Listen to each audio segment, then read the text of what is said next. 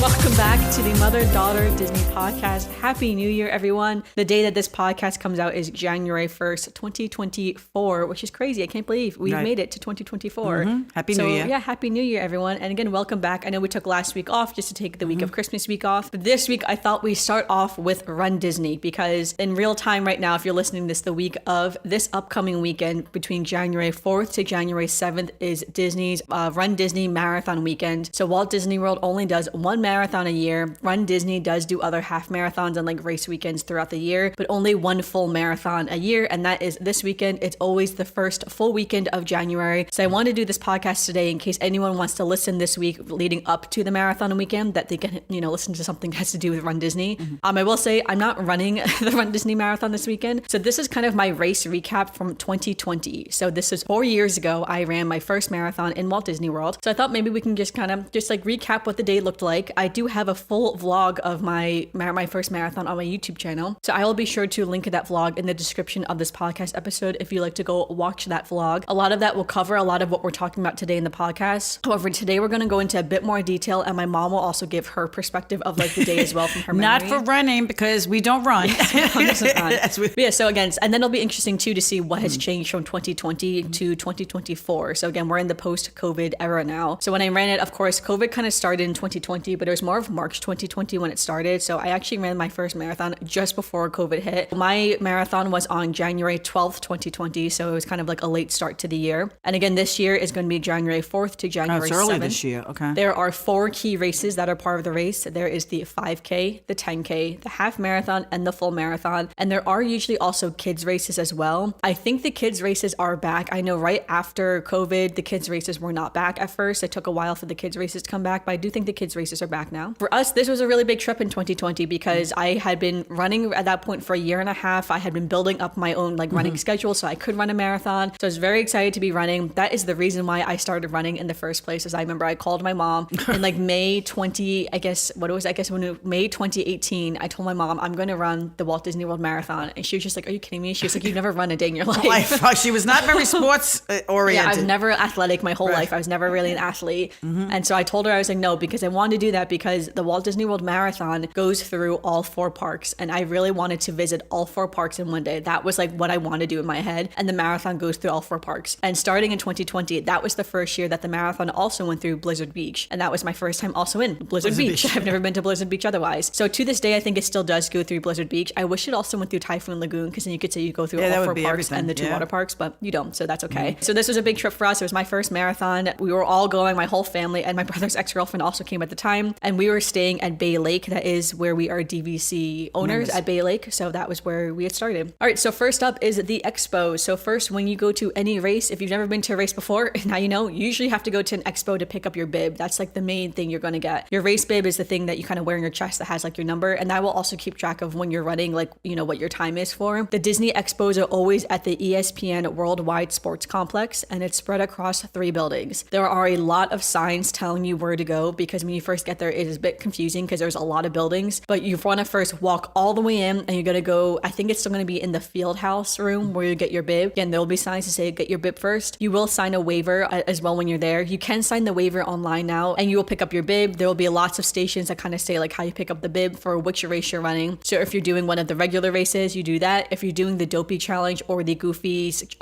Half Challenge, there's also sections where you pick up your bib there as well. I forgot to say, the Dopey Challenge is you run all 4 races and the Goofy's Half Challenge is just the half marathon and the full marathon. Yeah, it seemed very organized when we were there. Yeah, no, most expos I've been to are always pretty organized like that. And it's funny because when we got there, so because I was only running the full marathon, my race was on Sunday. So we got there on Saturday. So by the time we got there, it was kind of emptied out because all the other races had already run at that point. So it was just the marathon booth that you could go pick up your bib from. Right. Maybe that's why it looks so well organized. Yeah, there's a few other places that are photo spots in this room as well that you can take, photos with. On the front of your bib will be which corral that you were in, and this is determined by your estimated finishing time. So for my first race, I was in Corral D, which is the 4th corral. Technically, it's actually the 5th corral because Corral A has 2 starts because it's the elite runners, and then Corral A starts. So Corral A kind of has A1 and A2. I was in Corral D for my first marathon. After that, you leave that expo, you leave the bib area, you kind of start walking, and then you're going to turn left, and there's another building that's going to have what I call the main expo part. This is where you can see all the booths that are selling, race gear or clothes, gels, anything, socks, anything under the sun that kind of has to do with racing. There's like massage chairs and, you know, all this other crazy stuff that's there. But it's non-Disney stuff, I would say. So it's a lot of like all the regular Vendors, brands, I would all say. different vendors, all the regular yes. vendors. There will be some Disney vendors, like the people who sell like the skirts that a lot of people wear at Right, Disney races, costumes. and costumes will be there. But it's not like the official Disney merchandise. That will be in a third building on your way out. You will actually pass it on your way in. So some people will go there first because it's a bit confusing because you pass that building first. If you hear my cat, don't mind her. She's also wandering around right now. So we went to the main expo part first. It's funny, in the vlog, you'll hear me say my mom actually bought plantar fasciitis socks when we were there. Yeah, like I said,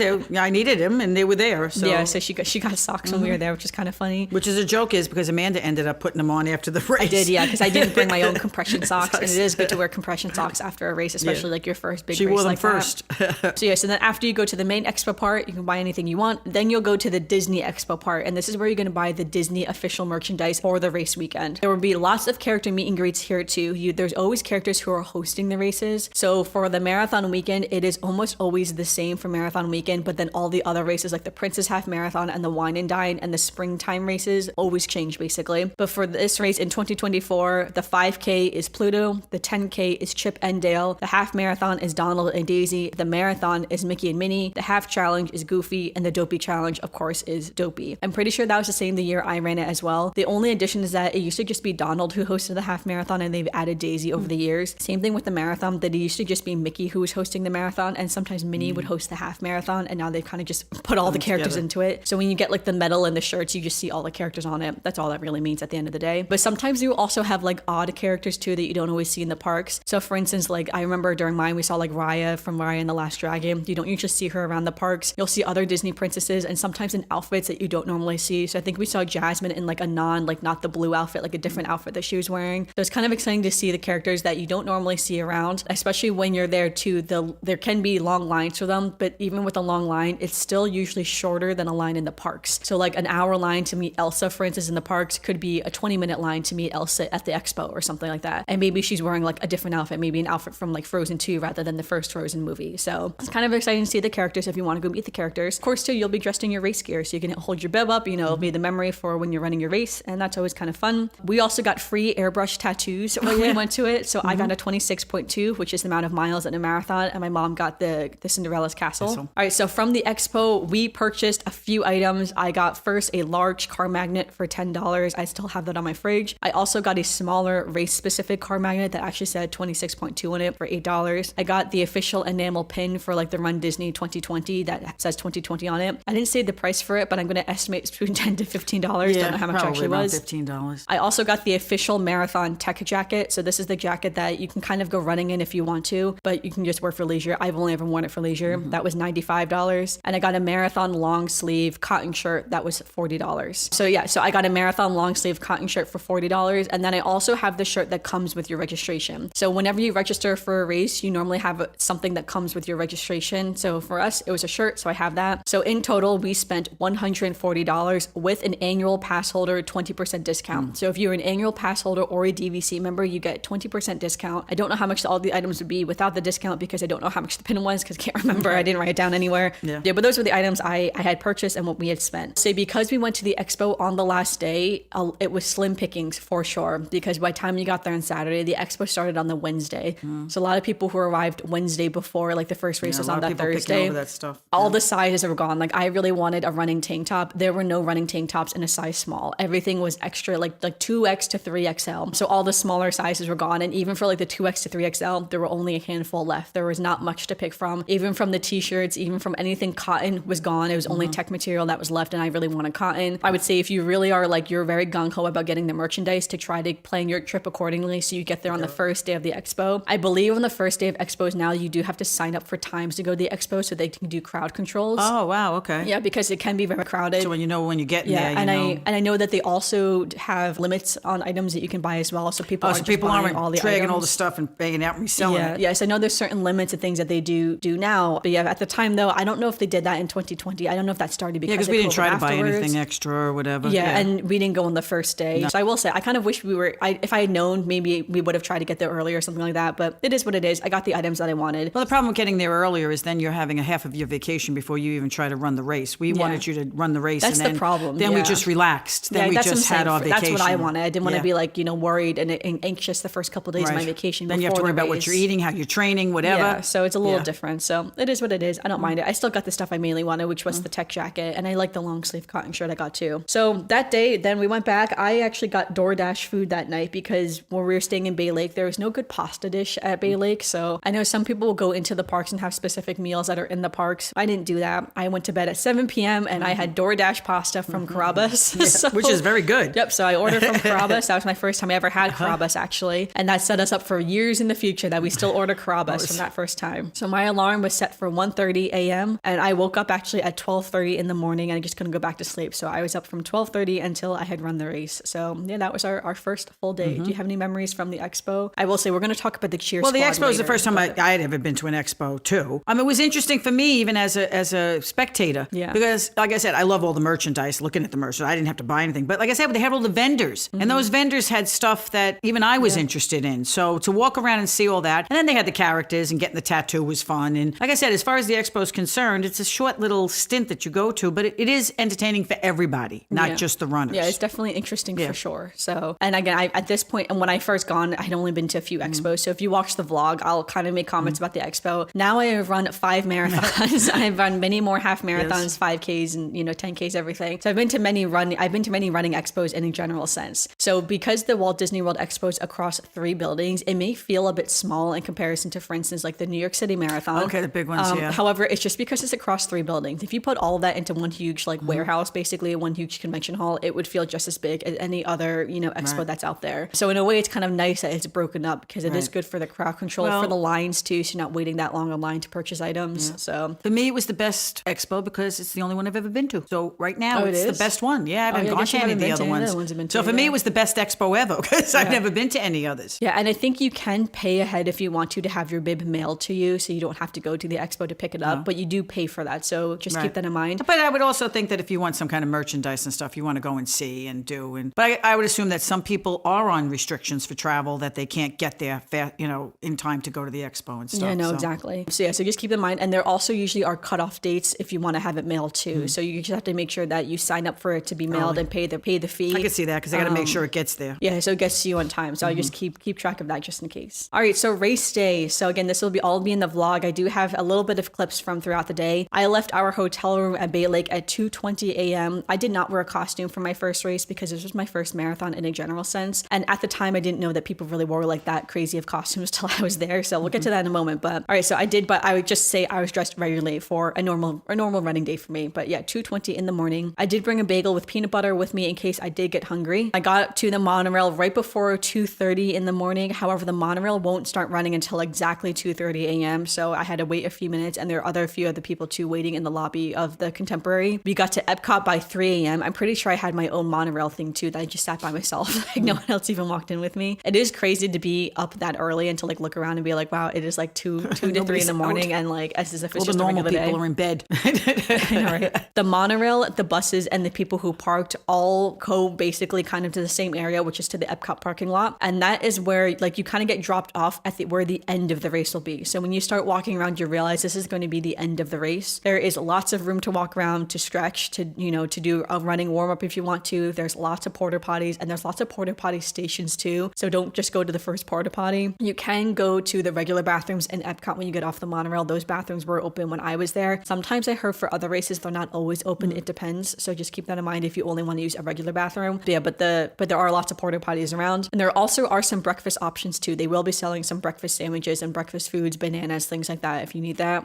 Over here, the music was loud, OMG, because yeah, the music was so loud. For it to be 3 a.m., you're listening to this really loud pop music. It's like, oh my God. Like when you watch the vlog, that's the only thing you can hear is all this music that's blaring, which is so funny. You want to make sure everybody's awake. Yeah. All right. The place to check your bags is also here. So kind of when you start to walk through, there's going to be a barrier where it's going to be runners only. So when you walk through that barrier, then there's going to be a bunch of U-Haul trucks. Like I think it's like 10 U-Haul trucks all backed up. And this is where you're going to check your bag if you have a bag to check. And so you're going to go up to whichever truck you want to. You'll give them your bag. They give you your ticket. And then at the end of the race, you will go back to that same U-Haul truck and to get your same bag. So your bag isn't traveling anywhere. It's not going anywhere. It's literally just being dropped off and picked up right where you were dropping it off and picking it up. At 3:30, I started walking over to the corrals. They had walkovers to like the start of the corrals and like waves. However, once people started walking over, it's pretty continuous because everyone's walking in the same direction. There's nowhere else to go, obviously. So I would say too, a lot of people talk talk about this, it is about a mile walk around that end of the race to like from when I got off the monorail to my corral was a little bit over a mile to about a mile and a half. So just keep that in mind. Some people don't realize I've been tired already. Yeah, you're already walking so much just to get to the start of the race. Like I think I'd already burned like so many calories just getting to the start of the race, because even though it was January, it was very warm already for January. They're having a little bit of a heat wave that day. Humidity too was very high. Yeah, the humidity was really bad that day. I think the humidity was 100%. And even though it was, 4 a.m. at this point, like we were at 100% humidity. And I think at the time it was only in the 60s when the sun was still down. But when you feel that humidity, there is no escaping the humidity. It was very high. It was very uncharacteristic of January. Yeah. So when I got to the corrals, I went to the wrong corral first. Whoops. I got confused and I walked into the E corral by accident. So when you get to the corrals, wherever you see like the lighted sign that says your corral, walk to that sign and enter there. I like entered at the E corral because I just got confused for some reason. But walk to that one and that's where you'll enter. So you're going to enter in the right corral if you just walk to whatever letter you have. Sometimes to set up the corrals differently according to the race. So I would just keep in mind whatever the cast members are telling you to like, or the volunteers, whoever is working that day are telling you to walk, just follow what they're saying. And if not, you can ask any runner a question, and people are very friendly at Disney races. People are pretty friendly at any race I've ever been to. I think that people would be friendly in every race. Everyone's pretty friendly, honestly. Yeah. So if you have no idea what you're doing, just ask someone, and everyone was pretty friendly to tell you what to do and where to go. I will say too, for the marathon, I noticed for Run Disney weekend, there are a lot of costumes. There are so many costumes. Yeah. Everyone dresses up. It's very fun. Well, it's Disney. It's, Yeah, but I would say I think there were more costumes when I did the Princess Half Marathon weekend than when I did the full marathon. Yeah. Yeah, because I think, especially for the Princess Half Marathon weekend, I think everyone wants to dress up as the princesses, as the characters from the princess movies. It's got a different vibe to it than and I think a half marathon is also very different from a full marathon. To wear a full costume during a full marathon is quite different from wearing a full costume for a half marathon. So if you're listening to this and you happen not to be like a full runner, you're just going with your family member who maybe is a runner, a full marathon is 26.2 miles and on average takes about between 4 to 5 hours for many average runners. Some runners will be sub 4, they'll be between 3 and 4 hours, but still that's a long time to run. A half marathon is only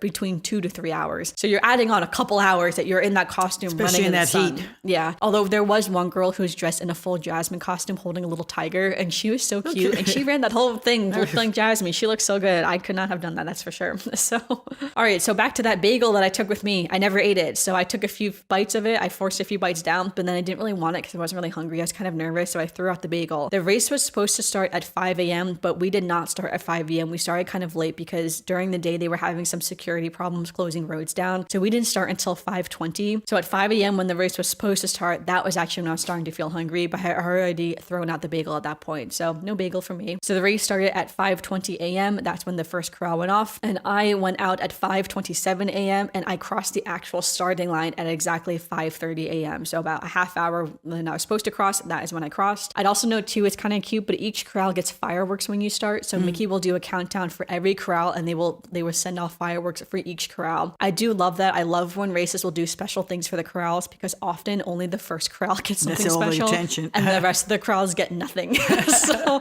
as someone I've only ever been in the first corral once actually at a Disney race. When I did the Princess Half Marathon, I was in corral A, but yeah, for every other race like I've been to, like most of the time you get nothing if you're in the back. They don't even do like a second gunshot. It's just nothing, except for the New York City Marathon. For each corral of the New York City Marathon, they had a different person sing the national anthem for every corral, which I thought was very special that cool. They did that. Okay. So each corral had a huge send-off at the New York City as well. And same thing with Disney. Each corral has a huge send-off with Mickey and Minnie, the announcers, fireworks, everything. So it still feels special when you're starting your race. So I really like that. I think that does feel different when you're starting the race rather than when it's just like, well, time to go. You just start running at other races. All right, so now we're at the race itself. And my first note is you felt the humidity immediately, even though it was 5:30 in the morning. The sun wasn't quite up yet. It was hot. I was already pouring sweat in the first mile. I say I wasn't feeling great. I felt fine because I remember the first 3 miles flew by so quickly because you're just so overwhelmed with what's going on. Well, that's it, the adrenaline. Yeah. Yeah, you're running on these roads that you've like driven on before, but you've never like seen from this perspective. You're also running in like the opposite way, so to speak. So you normally drive on the road one way, you're like running the opposite way. So you're like, oh, you're like disoriented almost to a certain extent. But I was so hot that I was so sweaty. I did put here after mile 15 was when I started to crash, specifically from the humidity. That was like the hardest part was the humidity. I basically walked an entire mile around mile 20 to 21. I think I walked almost a full mile because if I hadn't walked, I would have finished about 5 to 7 minutes faster, but I was feeling so awful. I remember that's the only race I've ever run where my heart was hurting. Like my heart didn't feel good.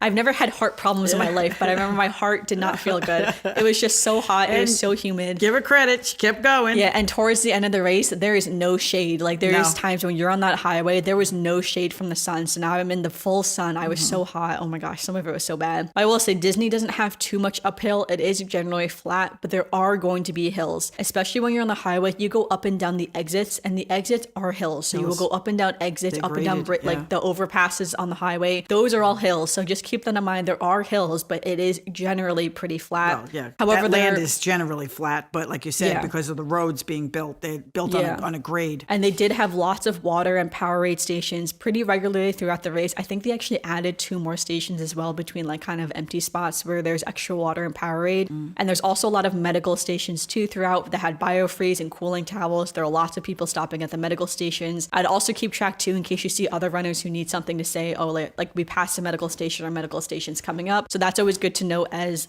well. So, and there is some food at some of the stations too. So some of them will have food like running gels, bananas. Oh, just in case you need things it. like that. So some of them will have that. I would say I never rely on running stations for like my running gels. I always bring my own running gels. Because you never know if they're going to run out. Yeah, Disney, I don't think has ever run out before. Other races I've been to, they ran out of water in other races I've gone to. But Disney is usually much more organized, which is kind of nice. So it's like you pay obviously a very high fee to run this race, but they are much more organized than some other races I have run. And again, the medical stations are all really great too if you do unfortunately have to go visit a medical station for whatever you need. Something I'd also note too is that there's lots of porta potty stations too all around. So they're usually, I believe they were always right after like a water station. So you'd see the water station, you'd run a little bit, and then there'd be like a huge row of porta potties. The Disney races are the only races I've really done where there are regular bathrooms throughout the race. Oh, that's right. And that is because you're running in and out of the parks, and the parks have regular bathrooms. Those bathroom lines can be long though. So I remember I went to the bathroom once during the race. We're going to get a little TMI, so you may want to skip ahead of 2 minutes if you want to real quick. But I saw my family at Bay Lake. So Bay Lake for my race was between miles 10, was right around mile 10, I believe. So I got to them around mile 10. Right before mile 10 though,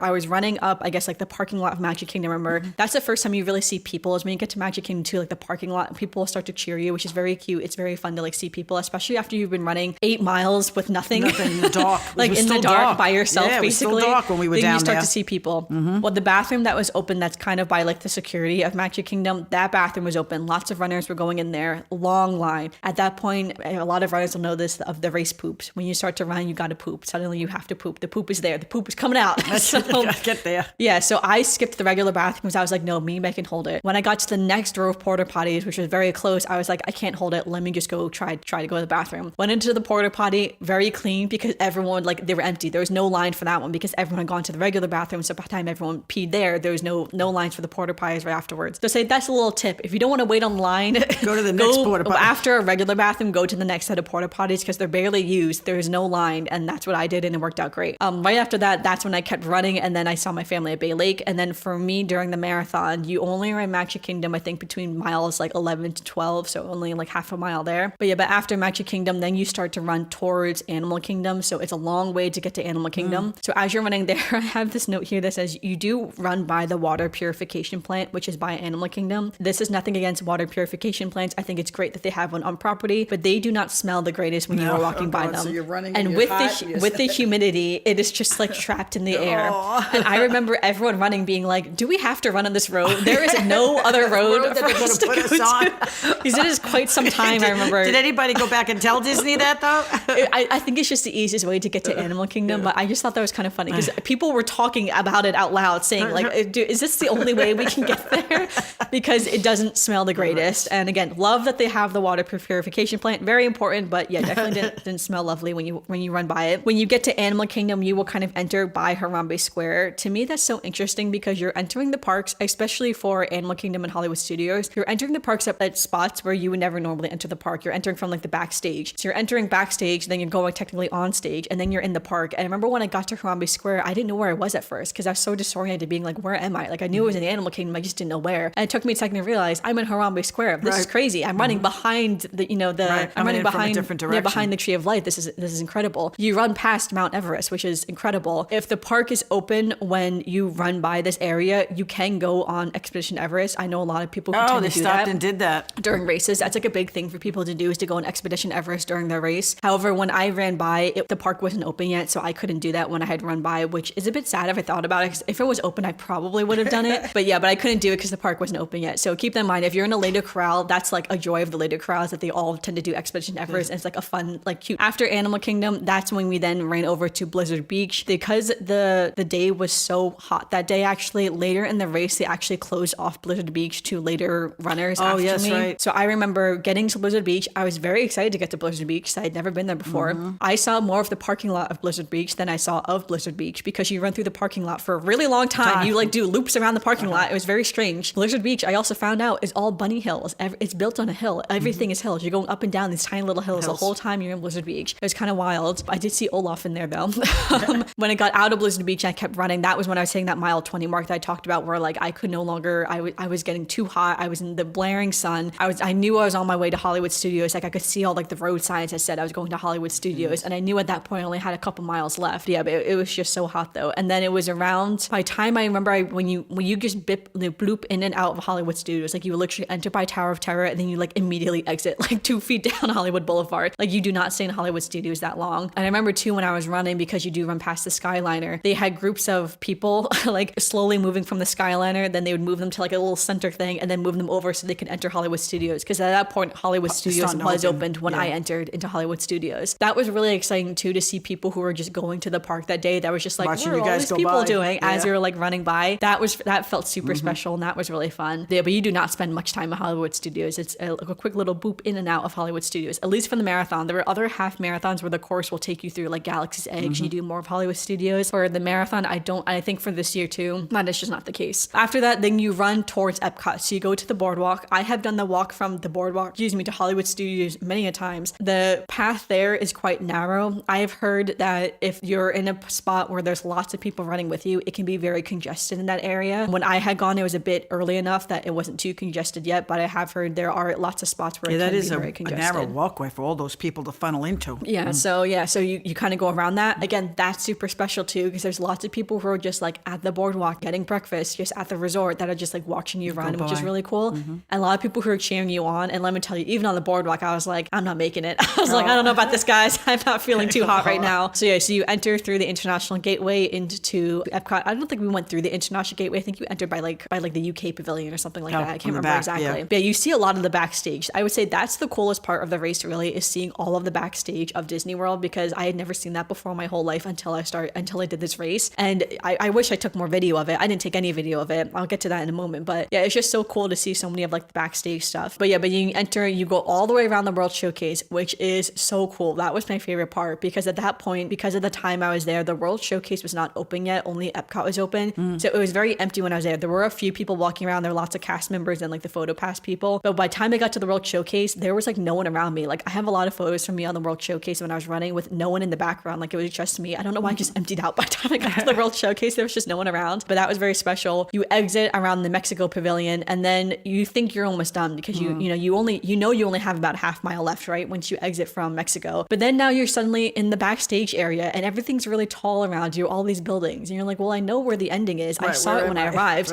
And right when you think you're going to make a little turn to turn right, you think that's going to be the end. It's not. You make more turns. They got to a point where everyone around me was just like, where is the ending? It's like we are running, and it's like, where is the end? And it's funny too, because at one point there was photo pass people taking photos and cheering, and we're like, oh, is this the end? It wasn't the end. We had more to go. It was like, this is the longest 0.2 miles of my whole life. And then when you finally get to the end, it does become more obvious, because then you see the cheer squad. We'll get to the cheer squad in a moment, but you do see the cheer squad. There's lots of people cheering, like regular people cheering, not just like the Disney cast members and like, people just visiting the parks. You get to the end, and then my mom was the one who pointed out that the very end is a slight uphill, so you're going slightly uphill. That's what I said. How do they do this at every race? Every race, it seems to me that she's coming uphill at that last few feet is uphill for these poor people. Yeah, I know, right? It's kind of funny if you think about it. But I will say though, it was so cool. I guess I forgot to mention too, you do go through Epcot first. So in the very start, I kind of skipped that in the beginning, so sorry about that. In the very beginning of the race, before you go to Magic Kingdom, you do go into the front part of Epcot, and then you leave Epcot. That is where you see a lot of the backstage stuff, and you get to see Epcot at night, which is really cool. And then again, at the end, you come back to Epcot to do the World Showcase. I also didn't talk Magic Kingdom. I don't know why I skipped that before too. I just jumped right into Animal Kingdom. Magic Kingdom is so cool to run to. Like that is one of the most special moments, I think, when you're running down Main Street. I forget exactly how it works. I think you need to have a ticket into the Magic Kingdom park so you could stand along Main Street to see runners if you want to. You may have to sign up for that. I'm not really sure though. So I definitely see if that was if never you're- offered to like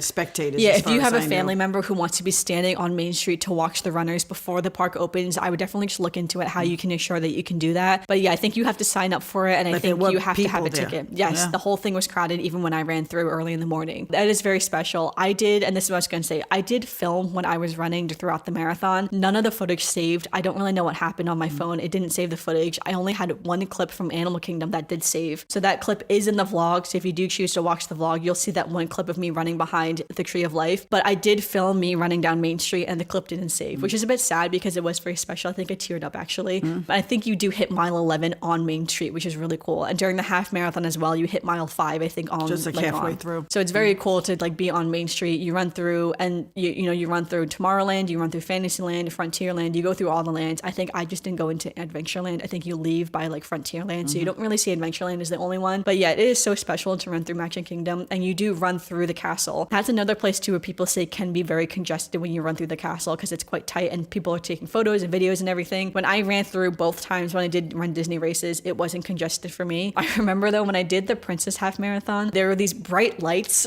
that I remember when I was getting to the castle. I didn't know why there were these bright lights, and it was because there was photo pass people right under the bright lights taking photos of you in the light. Yeah. But I remember I didn't know that though. I was just like, wow, what are these bright lights for? I was like, oh, there's the photo pass people. So that's the last thing I wanted to touch on too for during the race. There are lots of photo pass photographers throughout the entire race, and there are lots of characters throughout the entire race too. They will go pull out the random characters that you will never see in the parks. So for instance, I said the first character I saw was Tinkerbell and another fairy from like Tinkerbell's TV show. I never watched that kids show before. Never seen that other, fairy my whole life. However, people were taking photos with her. So if she's like a character you love, that's really cool. I saw all the characters from Zootopia. I've never seen them personally. You see a lot of like the main characters too, like Stitch was saw it. You see all the Fab Five. I saw the Country Bears, the Grave Diggers, and the Grave Diggers will like pose with you in different poses. You see lots of the villains, which is also pretty cool. So I saw like Jafar, Maleficent. You also see the Maleficent float as well as the float that's in the parade. So you can take a photo with that. The castle is really cool. They have lots of stations for the castle. You will run up, they quickly take one photo and then you leave. So it's very fast. I would definitely say even if you're not going to do any photos, the castle photo is very quick. I would definitely recommend getting the castle photo. I saw all the characters from Bug's Life. Never seen them before in my life. Lightning McQueen and Mater, which is really cool actually because I hadn't seen them in Disney World before. Again, I saw Olaf when I went to Blizzard Beach. You see, and I will say too, it depends on the timing for the marathon as well because I saw lots of stations where characters I think would have been, but I didn't see the characters there. So for instance, I saw stations where the princesses would have been, like it very obviously looked like Mulan station. It obviously looked like Moana was supposed to be there, but there was no princess was there when I passed and I never saw the princesses. I think it just depends on what time of day you or like what time of the morning that you're running because the marathon is over the course of hours, right? So they can't have the same stagger the shift. Yeah, they can't have the same actor or multiple actors switching out, throughout the morning or something. I will say I didn't have that problem, I guess, with the half marathons because again, the half marathon is so much shorter than the full marathon. They probably can have the same characters out and hanging out amount of time. for the whole time rather than the full marathon where they have to switch out. And then again, it was getting real hot and humid. So I imagine some of those characters were not feeling too great, being out and about in the direct heat and everything. So they may have pulled some of the characters because of the weather that day. But yeah, but again, you see lots of characters, and even without the characters, lots of photo pass people just taking photos of you running. They really capture some embarrassing photos of you, that's for sure. Sometimes you do not realize what you look like when you're running until you see photos from the Run Disney photo pass people. So, all right, so let's get to the cheer squad now. So my mom can tell you all about the cheer squad. So. Okay. Well, because it was our first marathon, obviously, and Disney, of course, sends all this stuff and says, join the cheer squad. You're going to have a dedicated space. You're going to have water. We're going to give you gifts. We're going to do this. We're going to do that. You're going to be right up front. I got to tell you right off the bat, waste of money. Yeah.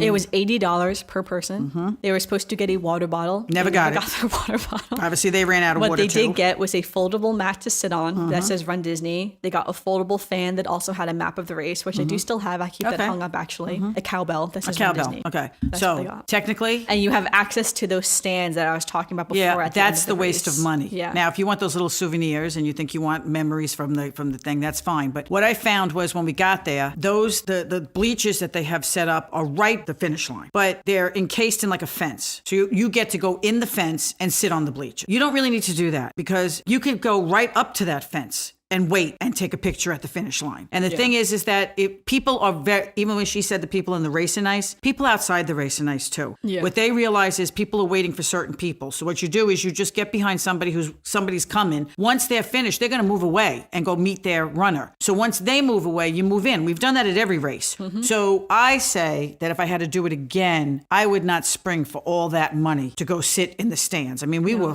four people. I'd also mention too, again, at this point, it's like 10:30 and those stands are in direct sun. They were in direct sun. And it was hot that day. It was hot. They were in direct sun. You're there early because you know that you don't know when your runner's going to come over. Because like I said, when you think they're going to come over, like when Amanda was having problems and walking and stuff, it's more time than you think. So now you're stuck in this little fence with no water on the bleachers. You can't really leave and come back because you're still coming in and out. You might as well just stay by where the fences are for everybody. I gotta say, you see all the people there, you hear all the announcements, you hear the music, you see the characters. I personally would not do it again. Yeah, no, I would agree because I would say I guess it depends on like what you want to do that day. Like if you want to sit there and just watch all the runners go by and you're just having fun doing that. Right. And if it's a nice day. Do it. Yeah, then that would be super fun. But I would say you don't have to do it if you don't want to, because if you're a non-runner, again, I kind of talked about when I got there was this big open space with all these vendors for food and stuff like that. You can still go there even as a non-runner. So there's all like the food trucks, there's food stands, there's benches to like picnic tables sort of to sit down on. There's other like little character meet and greets that are kind of around, or like they have the numbers to take photos with depending upon what your race was. What I should say is obviously, like she's saying, there are places to sit down over by the food. If you have somebody in your party who doesn't want to stand the whole time, I mean, I have to admit, when you're at a race and you're a spectator, anybody who's a spectator at one of these races, like I said, you get there early. We always get there way before time to make sure we don't miss anything or God forbid something happens. So you're on your feet the whole time. Yeah. If you have somebody in your party who needs to be separated from the crowd and sit down, then the cheer squad is worth it. And there is, because there's trees over there that's not by close, but it's like trees in the park. But there's really, they don't have benches and things under it. People were sitting on the floor though if they had to go sit in the shade. So if you do have somebody who says, I want to have a place to sit while I'm waiting or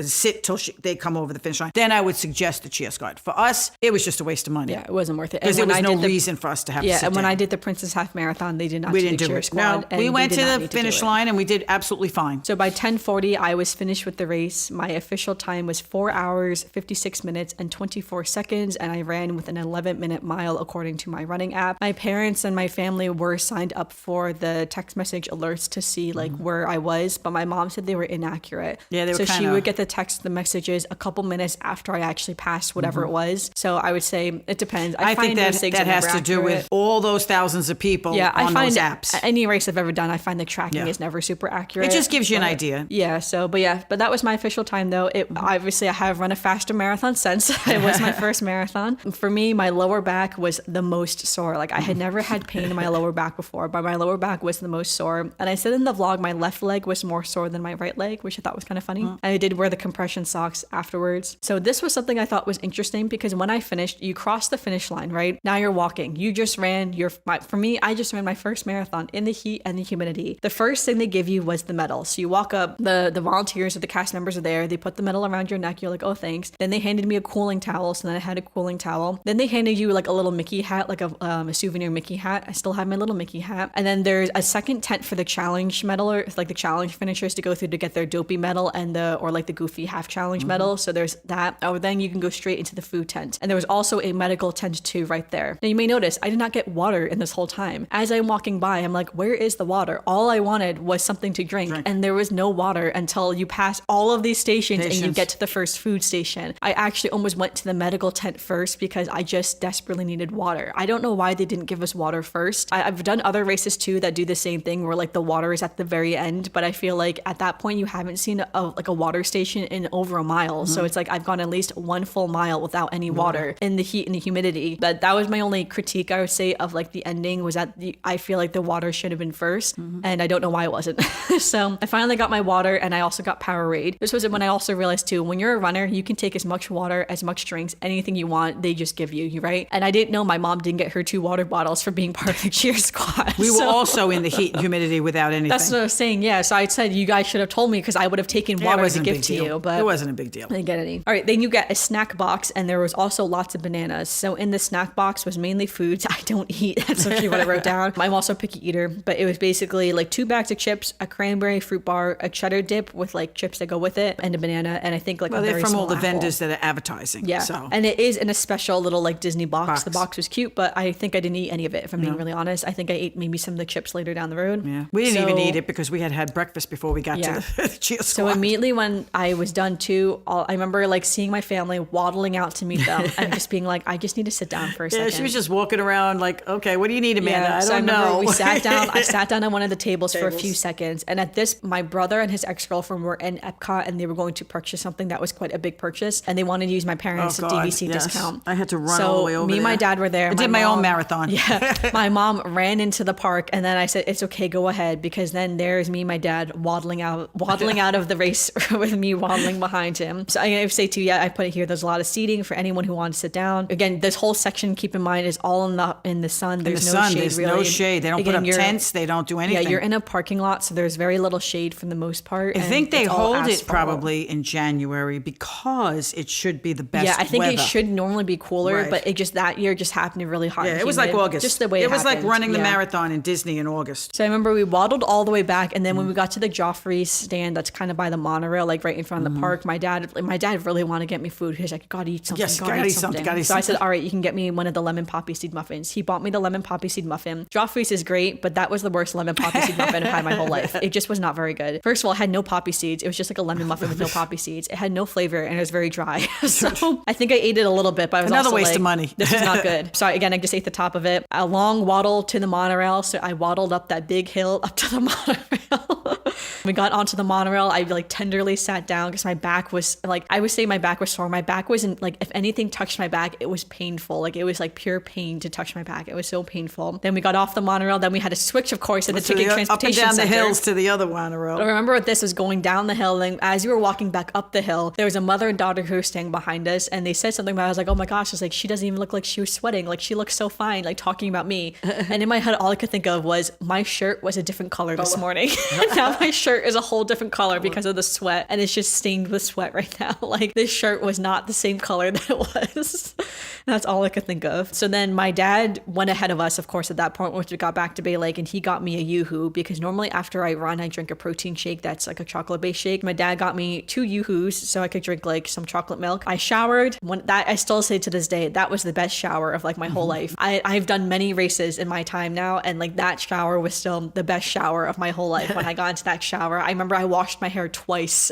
I had to wash my hair, and I usually use sulfate-free shampoo. I use the regular shampoo with sulfate and everything. I was like, my hair was just full sweat. It was like a whole cap of sweat. It was crazy. And then I sat down and I filmed the second half of that marathon video. So if you watch the vlog, you'll see when I say like, now I'm sitting down at 1:30 in the hotel room. After that, then we went back into Epcot actually, because again, my brother and his ex were still in Epcot. We took photos in the China Pavilion. We took photos around the World Showcase. And then we gave her the choice to stay home. She said, nope. We're going. Then we had dinner with our friends in the Tutto Italia. Right, that was her choice to celebrate. And that was the first night we were supposed to stay to watch Epcot Forever. And at the end of dinner, we were like, I just gotta go. I've been up since 12:30 in the morning and it's almost 9 o'clock at night now. It's just like, I have to go to sleep. I remember walking away from Epcot and like Epcot Forever started. I remember turning around and seeing the drones of the kites flying and being like, oh, look at the drones. And then turning around being like, bye. Like I have to leave. Well, as a non-marathon runner, it wasn't like I was disappointed we were going back, because even though I wasn't running, we were up at the crack of dawn. We were down there in the dark watching her go by, going back, getting ready, it was going a lot out. Of work for you guys we did too. have a little breakfast before we hit the monorail, but then we had to hit the monorail. We had to go there and wait in the sun for her, then get back on the monorail, go back to the hotel, then go back on the monorail, go back to Epcot. So, not that I was running, but it was a long day for us too. No, it was a full day. Full day for all of us. So as a spectator, when you're there, like I said, that's why think the fact that we do, when we were talking about the expo, I think the fact that you do it, you get there, you do the expo, you do your race, you have whatever recuperation you have that day into the next day, and then you can just enjoy yourself. Then you just, do what you need to do. Yeah. But you got to plan, obviously. If you're going to do it, don't expect to say, oh, I'm going to do the marathon, then I'm going to get my money's worth and get to every park and do whatever. You do need to pace yourself. Yeah, I definitely suggest it. Again, there are some runners who can do that. They just, they're much more better trained and better runners than I am, but I was falling apart for sure. Yeah. So I remember the next day we went to Magic Kingdom, and I'll never forget when I got into Space Mountain. I remember like waddling into Space Mountain and sitting down, and I got down. I was just like, well, this is it. I'm not getting back up, guys. Like, this is the end. Just keep me in a little loop here on Space Mountain. I'm not getting back up. And I did get back up. I was using my arms a lot, and I don't have a lot of arm strength, but again, my back was still in pain. So yeah, but that was just my little recap of when I had run the Walt Disney World Marathon. My first marathon 4 years ago now, which is crazy to think. It's been 4 years since I've done my first marathon. I've now done 5 marathons, and I will be doing my 6th marathon in Richmond, Virginia later this year. So I'm very excited for that. I do plan on doing more Run Disney races in the future. So last year in 2023, I had done the Princess Half Marathon. Again, this year I'm not doing any Run Disney, but I think next year in 2025, I'm going to plan to do the Princess Half Marathon again. I did have a lot of fun doing that. So we'll see if we end up planning our vacation then. We'll see. But yeah, but good luck to all of the runners this weekend who are running. I hope this kind of gave a little overview of my experience. Right. It's always nice to know somebody's experience. Yeah, I'd love to hear your experience and like what you experienced, like what you did, with how the race differs this year, what things are the same, which characters you saw and took photos with. I didn't see that. I did take photos with some of the characters, just not many. I wish I took photos with more characters now looking back on it. And during the Princess Half Marathon, I took photos, I think, with every character meet and greet I saw. You could always run the Run Disney, the full marathon again. Yeah, I could do that again if I wanted to, but then we'll see. Yeah, we'll talk about that another day between us. But for me, I just have to be at the beginning and finish. Yeah, I think it's so special to run these races. And I mean, like, it's very expensive. As any runner knows, races are very expensive to run. If you do the Dopey Challenge, that is an extremely expensive race. I don't know how people do the Dopey Challenge, getting up at 2 a.m. 4 days in a row and running those races. I think by the time you get to the marathon, I'd be so pooped. I'd be so pooped. I'd be so tired. Then they got to walk around with all those heavy metals on their neck. Yeah, I know. And they do. They walk through the parks, everything. Everybody advertises that, they've done the race. Yeah, because you earn that medal for sure. And I mean, like, if I would have done too. I did wear my medal the whole week we were there as well. And it's special too, because once you wear it the whole week, when you go home, you're never really going to wear it again. So I have it hanging up, but it's like, it's a special medal. But I think that's all we have for the recap, right? Do you have anything else? Yeah, I can't think of anything else except that, like I said, it's fun. It's a great thing to do. I mean, like I said, we go to all of them. Up till now, we've been to all of Amanda's races. Yeah. Except I think maybe one when she did it up in Maine. Yeah, there's a few wherever. races, yeah. Each one is different. Each one has a different finish line. Each one, it's always fun to be in Disney. And like I said, people are always nice. Yeah, I think that's all the notes for now. So we'll transition to a little bit of Disney news. So just in a general sense, it's January 1st. So there's lots of new merchandise for the new year and just in general. We are pre-filming this a few days before January 1st. So watch some big announcement comes out on the 1st that we're not talking about today. But if it is, we'll talk about next week. All right. The Art of Shaving is closing in Disney Springs. They have been talking about closing for years now. I thought it was closed when we went last for time. Years they've been talking about closing. So they're officially now closing in Disney Springs. So sorry to Art of Shaving. The Disney dining plan is starting on January 9th. So if you're booking a vacation post January 9th, you can sign up for the Disney dining plan. So definitely make sure you look into that. Also starting January 9th, annual pass holders and park hopper pass holders can park hop any time of the day. So as of right now, you have to wait until 2 p.m. to park hop. But again, January 9th, annual pass holders and park hopper pass holders can park hop any time of the day. Very exciting that park hopping is coming back. Also January 9th, date-based tickets do not need to make park reservations. So when you kind of book your tickets, so let's say you're booking in May, that is when we are going, we have date-based tickets to go between, like, let's say a whole week. We don't need to make park reservations anymore. We can just show up to the park, whichever park we want to go to, which is kind of nice, honestly. Annual pass holders will still need to make some park reservations, but then there will also be what they call good to go days, and you will need to check the calendar to see which days are good to go days where you don't need a reservation and what days you do need a reservation. Disney has also shared that they have plans to make Genie Plus simpler. So right now, the speculation of it is that you'll be able to make your selections ahead of time, so you aren't like picking the times throughout the day. So this sounds like it'll be similar to the old Fast Pass system where you picked your 3 Fast Pass times before you even arrived at the park. Right, which will let you relax more. Yeah, so that's the idea, is that during the day, because right now when you make your first Genie Plus, thing, once you use the Genie Plus pass or it's like 2 hours or something like that after you make it, then you can make another one. But it means you're basically on your phone all day long. So, once you scan in, then I'm really back on my phone to be like, all right, what are we doing next? And you're kind of planning your day in in that sense, in that way. So yeah, so the idea is that apparently it's going to be made simpler in the future, but Disney has not announced what this is going to look like or when that is going to launch. So I guess we'll see. But I am very curious to see what it will look like when it happens. All right, now for some Disney birthdays. There are no Disney birthdays in the first week of January. However, my cousin Madison, her birthday is January 4th. So happy birthday to Madison. Happy birthday, She's Madison. also studying abroad right now in Prague. So I hope she has a lovely studying abroad trip right now. But happy birthday. And that transitions into our final segment, which is our Disney memory. So I realized this whole podcast episode was my Disney memory of running my first marathon. But Well, my biggest Disney memory from the marathon is, you mentioned it, my daughter, who's never done anything, okay, except indoor things, says, I'm going to run a marathon, and my first one's going to be the Disney Marathon. I was like, oh, okay, when is that? I was like, and I say to myself, does she need to take on more? Just more. And that's what I remember, just rubbing my head going, oh my God. But I did it, and now I have And become she did a it. full-fledged, it turned me into a runner, because now I am a full-fledged she is a casual runner. Yes, she is a dedicated runner. Yes. And I would say to anyone running the race, either this year's race or a future race, good luck and have fun. Make sure you soak it in, because it is very fun to run the Disney races. I always tell people that if you're going to run a race for the first time, Disney is definitely a place to do it, because they make such a big deal out of it. And it's just so fun, and it's so congratulatory when you're done. Where I've done other races where when you're done, it's like, well, that's it. Have a nice day. Going home. So for Disney, it does feel very special when you're in Disney World. And again, you're in the parks. You're probably planning a whole vacation around this, so it's going to be a huge deal when you go down to Florida. Right. I also think that anybody who's listening to anything to do with Disney is already a Disney fan. Yeah. I don't know too many people who are going to spend the time to listen to too much if they're not interested. So if you are already a Disney fan, then being down there when this is all going on and people are walking around with their medals and doing this and doing that, it is fun. And I would say too, anyone can run a race. Anyone can do a 5K. Anyone can do a 10K. I believe anyone can do a marathon if they really want to. However, if they want to. I would say, if you're like, if you've always wanted to run Disney, but you're nervous about doing it, don't feel nervous. Sign up for that 5K, sign up for that 10K. You will definitely have fun running any of the Disney races for sure. So definitely just go for it. And again, have fun, take the photos, and throw those arms up when you get to the finish line. Right. So, enjoy it. all right. Well, thanks so much for listening to this week's podcast, our first podcast back in the new year. Make sure you give us a review on Apple Podcasts, Spotify, or again, if you're listening on YouTube, to leave a comment down below, and make sure you check out that vlog also on the YouTube channel. Our social media is currently Spaceship Earth Design. I will have it linked in the description, and have a dedicated Instagram post for this episode. So let us know, are you running the race this weekend? Are you running a race later this year? I'd love to hear your experience running a Run Disney race. But thank you so much for listening, and we'll see you all real soon.